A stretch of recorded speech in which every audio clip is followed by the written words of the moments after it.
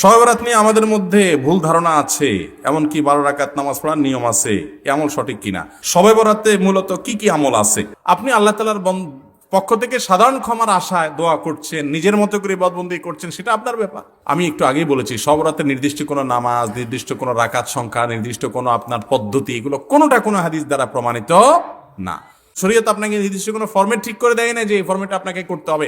আমরা অনেকেই 5 ওয়াক্ত নামাজের খোঁজ খবর নাই, কিন্তু শবে বরাতের নামাজের রাকাত সংখ্যা, পদ্ধতি এগুলো আমাদের মুখস্থ এবং খুব প্র্যাকটিস করি। এর অন্যতম কারণ হলো আমরা মনে করি ওই রাত্রে ভাগ্য ঠিক হয়। অতএব এই রাত্রে যদি আল্লাহর কাছে একটু দোয়া দরুদ করে নামাজ কালাম পড়ে যদি ভাগ্যটা নিজের পক্ষে করে নেওয়া যায়, তো আবার আগামী 1 বছর যা মনে চায় করব। বাংলাদেশের সবচেয়ে বেশি মানুষ মসজিদে আসে কোন রাতে?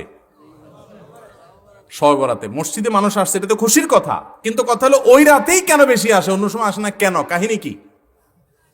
কারণ মানুষ মনে করে ওই রাতে ভাগ্য ঠিক হয়।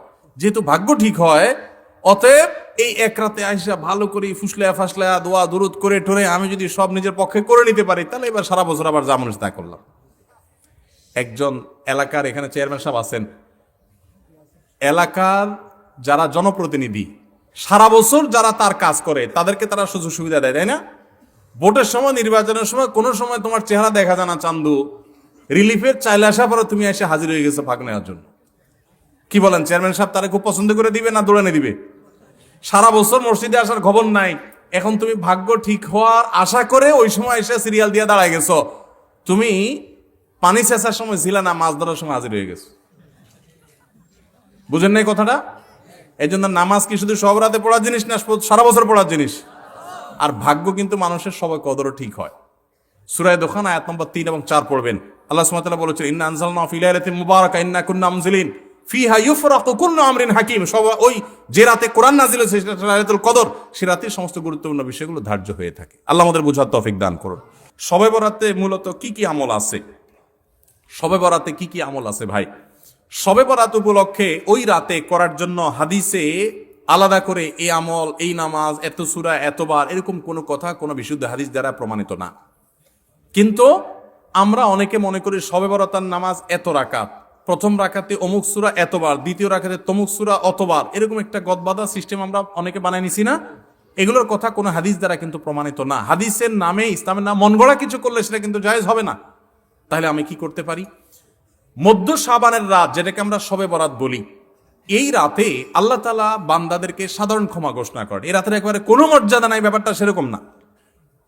মর্যাদা হলো যে আল্লাহ তাআলা বান্দাদেরকে সাধারণ ক্ষমা ঘোষণা করেন। তবে যার ভিতরে অন্যের প্রতি হিংসা আছে, শত্রুতা আছে, তাকে আল্লাহ মাফ করেন না। আর যে শিরকে লিপ্ত, আল্লাহ তাকে মাফ করেন না। আপনি মাজারে সিজদা করেন আর শবে বরাতে সারা রাত মসজিদে সিজদা করতেছেন আর কান্নাকাটি করতেছেন, লাভ নাই, কারণ আপনি শিরকে লিপ্ত। শবে বরাতের সাধারণ ক্ষমা বা মধ্য শাবানের রাতের সাধারণ ক্ষমার মধ্যে আপনি পড়বেন না। এই জন্য শবে বরাতে আল্লাহ তাআলা সাধারণ ক্ষমা যদি আপনি পেতে চান, তাহলে আপনার কি করতে হবে? আপনার নিজেকে শিরক থেকে মুক্ত করতে হবে। শত্রুতা বিদ্বেষ কারোর প্রতি রাখা যাবে না, সবাইকে মাফ করে দিতে হবে। আল্লাহ আমাদেরকে তৌফিক দান করুন। একটা মানুষ তার জীবনে প্রচুর পরিমাণ পাপ করেছে, যেমন শিরক, বিদআত, গোপন পাপ, প্রকাশ্যে পাপ, মানুষের সাথে জড়িত পাপ করেছে। এখন সে তার ভুল বুঝে কান্নাকাটি করে তওবা করেছে। ওই ব্যক্তির তওবা কবুল হবে কিনা? এই অবস্থা যদি তার মৃত্যু চলে আসে, তাহলে কি তার মৃত্যুটা সহজ হবে না কঠিন হবে? ভাইরা আমার, আল্লাহ তাআলা ক্ষমাশীল। যত গুনাহ আপনি করেন, যদি আল্লাহর কাছে লজ্জিত হয়ে চোখের পানি ফেলে দিয়ে বলেন, আল্লাহ আমি আর করবো না, আমি ভুল বুঝতে পারছি, আল্লাহ, অনুতপ্ত হন এবং না করেন, আল্লাহ তাআলা সব মাফ করে দিবেন, সব মাফ করবেন। এমন একটা পাপ নাই পৃথিবীতে যে পাপ ক্ষমার অযোগ্য। এমনকি শিরক করেছেন, মাজারে সিজদা করেছেন, এখন ভুল বুঝতে পেরে লজ্জিত হয়ে বলছেন, আল্লাহ মাফ করে দাও, আর করবো না, আল্লাহ তাআলা মাফ করবেন ইনশাআল্লাহ। আল্লাহ ওয়াদা করেছেন। আল্লাহ বলেছেন, তুবু ইলাল্লাহি জামিআন আইয়ুহাল মুমিনুন, হে ঈমানদাররা, তোমরা সবাই আল্লাহর কাছে তওবা করে ফিরে আসো। লা তাকনাতু মির রাহমাতিল্লাহ, আল্লাহর রহমত থেকে নিরাশ হয়ো না। ইন্নাল্লাহা ইয়াগফিরুদ দুনুবা জামিআ, আল্লাহ সব গুনাহ মাফ করে দিবেন, কিন্তু ক্ষমা চাইতে হবে। আল্লাহ আমাদেরকে ক্ষমা চাওয়ার তৌফিক দান করুন। সকল গুনাহ আল্লাহ তাআলা মাফ করে দিবেন, কিন্তু বান্দার হক মেরে দিয়েছেন, টাকা নষ্ট করেছেন, মানুষের হক খেয়ে ফেলেছেন, তাহলে সেই গুনাহ কিন্তু আল্লাহ রাব্বুল আলামিন, আপনি ওই আল্লাহর কাছে শুধু মাপ চাইলে মাফ হবে না, আল্লাহর কাছে মাপ চাইতে হবে, আবার বান্দার হক ফেরত দিতে হবে। সারা জীবন মানুষের পকেট কেটে, মানুষের কলিজা কেটে, রক্ত চুষে, টাকা কামাই করে লাখপতি কোটিপতি হয়ে এবার বুড়া বয়সে মসজিদে, মাদ্রাসায়, মাহফিলে হুজুরদেরকে দান সাদেকা টাকা পয়সা দিয়া চারপাশে এবার হাজী সাহেব কাজী সাহেব ছেড়া মক্কা শরীফ যাইয়া ওমরা করে হজ করে দায় রেখা আপনি লম্বা জুব্বা নিয়া তসবি নিয়া জায়নামাজে বসে এবার আল্লাহওয়ালা হয়ে গেছেন। আর সারা জীবন মানুষের পকেট কাটছেন, জীবন ধ্বংস করছেন, আত্মসাৎ করছেন, ঘুষ খাইছেন, দুর্নীতি করছেন। মনে রাখবেন এই ইবাদত বন্দি গিয়ে সেগুলা কিন্তু কাটাকাটি হবে না, সেগুলা কাটাকাটি হবে না। আমরা অনেকে মনে করি যে আরে জোয়ান বয়সে এগুলা কামাইনি, এর শেষ বয়সে এসে ফেরেশতা সেজে যাব। আপনি ফেরেশতা সেজে গেছেন, আমি চিনবো না, আমি দেখবো মাশাআল্লাহ কি সুন্দর দাঁড়িয়ে হাজী সাহেব গাজী সাহেব মাশাআল্লাহ নারে তাকবীর আলহামদুলিল্লাহ, কিন্তু আল্লাহ কিন্তু জানে আপনি কি করে আসছেন। তাহলে কি করতে হবে? যাদের হক মেরেছেন তাদের হক তাদেরকে ফেরত দিতে হবে, তাদেরকে যদি খুঁজে না পাওয়া যায় তাদের তরফ থেকে দান করে দিতে হবে, এরপর আল্লাহর কাছে মাফ চাইবেন, মাফ হবে। বান্দার হক খুব ডেঞ্জারাস, আল্লাহ তাআলা আমাদেরকে বুঝার তৌফিক দান করুন। এরপরে প্রশ্ন হলো মাজারে সিজদা করা যাবে কিনা। এই সিজদা কার জন্য নিবেদন করতে হবে? এই কপাল কার জন্য নিবেদন করতে হবে? আল্লাহর জন্য। এই কপাল ইমানদার কখনো আর কারোর জন্য নিবেদন করতে পারে? কেন পারে না? কারণ শিরিক হবে। কারণ তাতে কি হবে? শিরকের অপরাধ সবচেয়ে ভয়াবহ কেন জানেন? এই যে মাজারে আমরা সিজদা করি, অনেকে মাজারে অনেকে দোয়া করে, মাজারে অনেকে মানত করে, মাজারওয়ালাকে আল্লাহর আসন দেয়, এটা সবচেয়ে বড় অপরাধ। আল্লাহ সবচেয়ে রাগান্বিত কেন জানেন? আমি একটা উপমা সবসময় দেই। আজকে আমাদের এই প্রোগ্রামে যদি দেশের মহামান্য প্রেসিডেন্টকে যদি দাওয়াত দেওয়া হয়, উনি যদি আজকে গেস্ট থাকেন, অথবা প্রধানমন্ত্রীকে দাওয়াত দেওয়া হয়, ওনার জন্য একটা চেয়ার রাখা হয়, একটা ফুলের তোড়া রাখা হয়, একটা ফুলের মালা রাখা হয়, বর্তমান কিছু আইটেম রাখা হয়। পাশাপাশি যদি এই এলাকার একজন চৌকিদার ওনাকে যদি স্টেজে আনা হয় এবং একই রকমের চেয়ার রাখা হয়, একই মাপের চেয়ার, একই রকমের ফুলের মালা, একই রকমের ফুলের তোড়া দিয়ে একই রকমের প্রটোকল যদি তাকে দেওয়া হয়, একই রকমের সম্মাননা যদি দেওয়া হয়, তাহলে প্রেসিডেন্ট প্রধানমন্ত্রী যারা গেস্ট হিসাবে আসছেন ওনাদের কাছে বিষয়টা কিরকম লাগবে?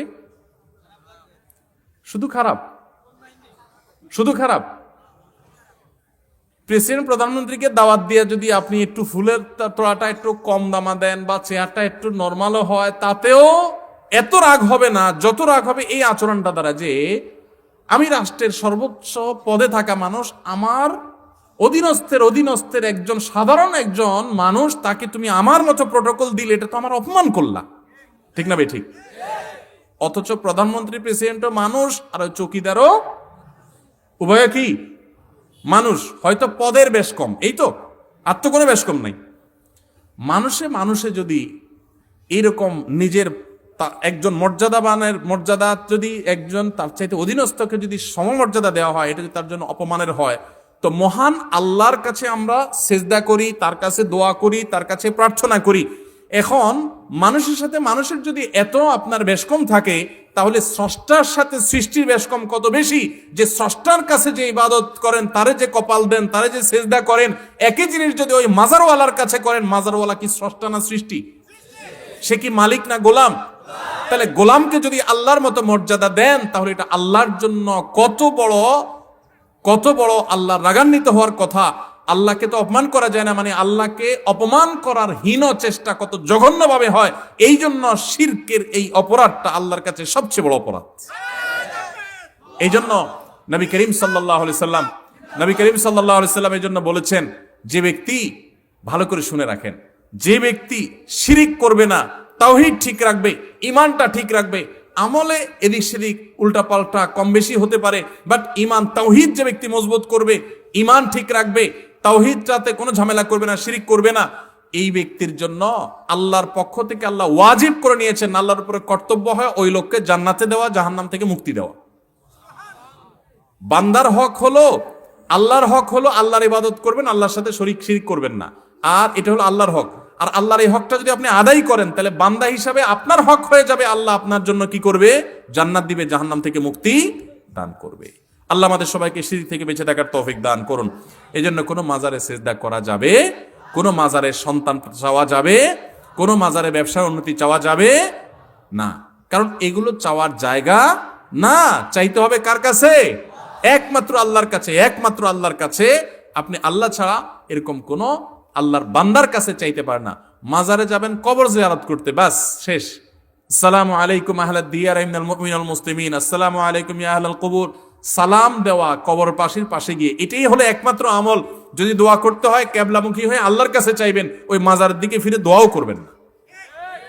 আল্লাহ আমাদেরকে বুঝার তৌফিক দান করুন। ভাইরে, ঈমান যদি নষ্ট হয়ে যায়, ওই দাড়ি, টুপি, জুব্বা, নামাজ কোনো লাভ নাই। আখিরাতে যাবেন, আপনার হিসাবের খাতায় অ্যাকাউন্টই বরবাদ হয়ে যাবে ওখানে গিয়ে আপনি যদি সিজদা করেন। আল্লাহ আমাদেরকে বুঝার তৌফিক দান করুন।